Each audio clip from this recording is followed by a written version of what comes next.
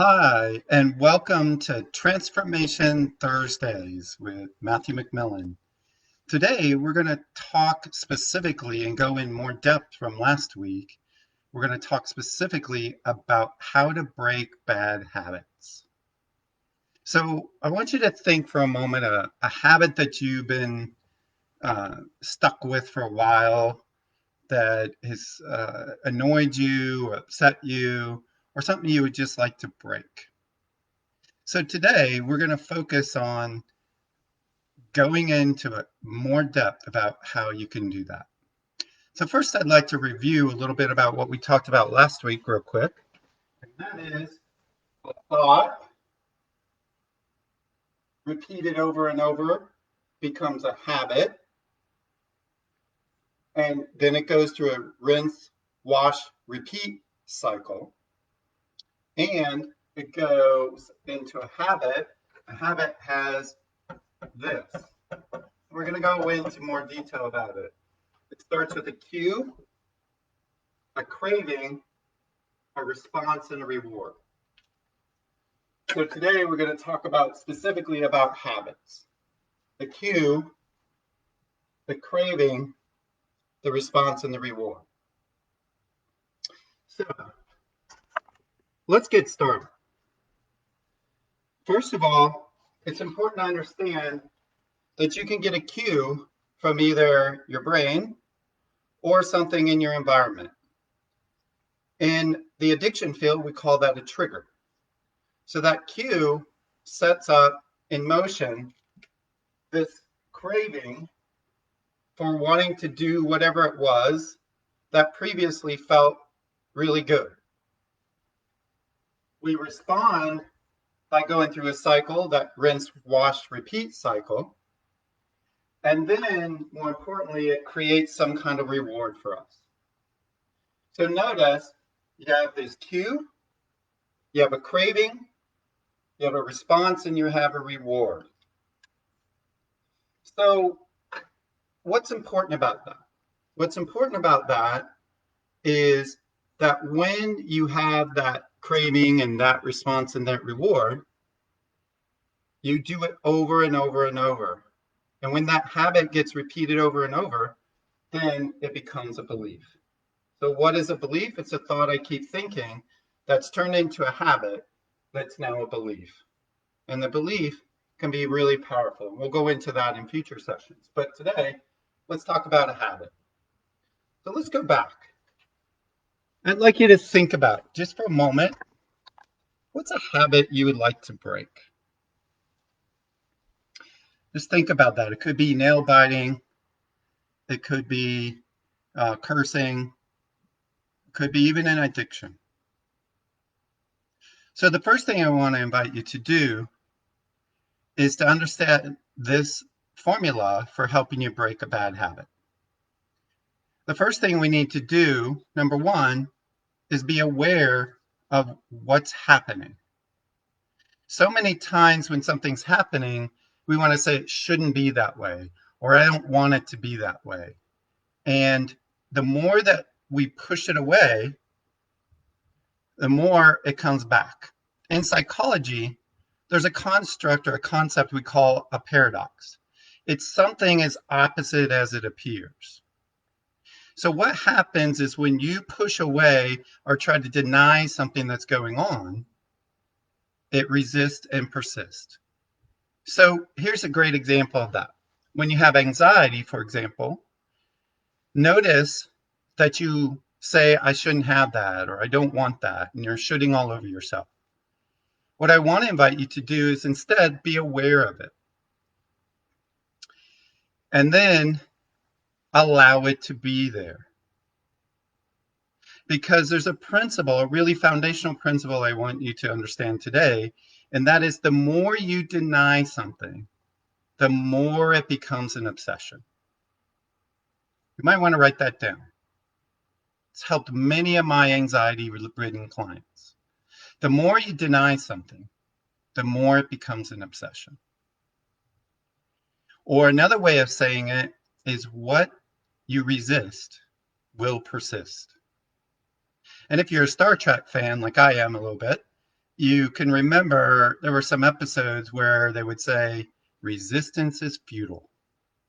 So I invite you to stop resisting and move into accepting what is. So first be aware of what's going on and then accept it. That's number two.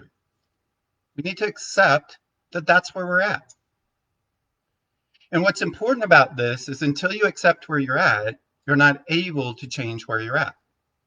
Again, that's a paradox. You would think if I just not talk about it, let it go away, it would disappear.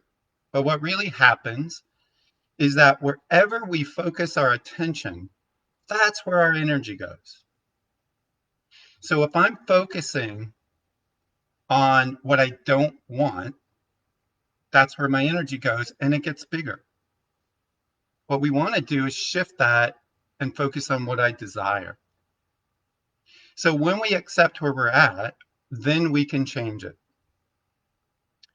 A way that I understood this and really came to understand, and I want to teach you, is that I have so many alcoholics and addicts over the years that I've worked with that come in and they don't think they have a problem.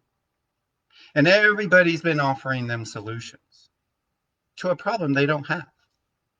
And then everybody's wondering why they're not changing. Well, think of it this way. If you don't have a problem, why do you need a solution? So the first step is owning that you have the problem. And then accepting it. And then what we can do is redirect. So you want to take and redirect your attention to what you do desire. So right now, I want to invite you to take 3 deep breaths with me, breathing in through your nose and out through your mouth. Breathing in and out. And one more time, each time slowing yourself down. Because what's important to understand is that when you're in that space, in that problematic space or that bad habit, your mind is being hijacked and taken over, and you want to slow that reaction down. And then we want to redirect our mind to where we want it to go. So now, think about, what is it I do desire to have?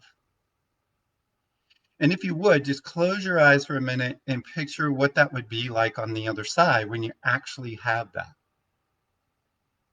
What would you be experiencing? What would you be feeling? What would you be noticing? On the other side, when that problem is resolved, go there now and just notice. And as you do, you're starting to reward this part of your brain that's creating a new pathway, a new way to do something. Notice how good you feel inside when you're on the other side of that problem. Here's something I want you to think about tonight. An exercise you can do. Think about if when you went to bed tonight, whatever problem you have, while you were sleeping, a miracle happened. And the way that miracle happened is you didn't even know that it got resolved. But when you wake up the next morning because that miracle happened, your life would be totally transformed and different. What would you first notice when you no longer have your problem? How would your life be? That's my invitation to you today. And then once we make a change, it's important to celebrate and reward it. Because our body and our mind are constantly creating associations. And the more powerful we can create that association and that change, the more we stay in that place. So again, rewarding it is really important. So what are the 4 steps again? Become aware of the problem. Notice how you're experiencing it. Then accept that you are where you are, even if you don't like it, because then you can change it.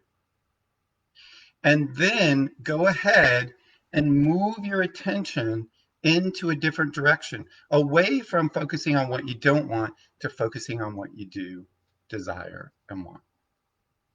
And then once you're there, experiencing that transformation, reward it. Well, thank you for showing up today. This is Matthew McMillan, and we're going to be back here each week for Transformation Thursdays. And I'm going to share more Matthewisms with you, just little simple things, strategies, and ideas and ways of showing up that you can powerfully change your life. So thank you, and have a good afternoon, and look out there and see all the transformations that are possible that you hadn't even considered before you showed up today. Again, thanks so much. We'll talk to you soon. Bye.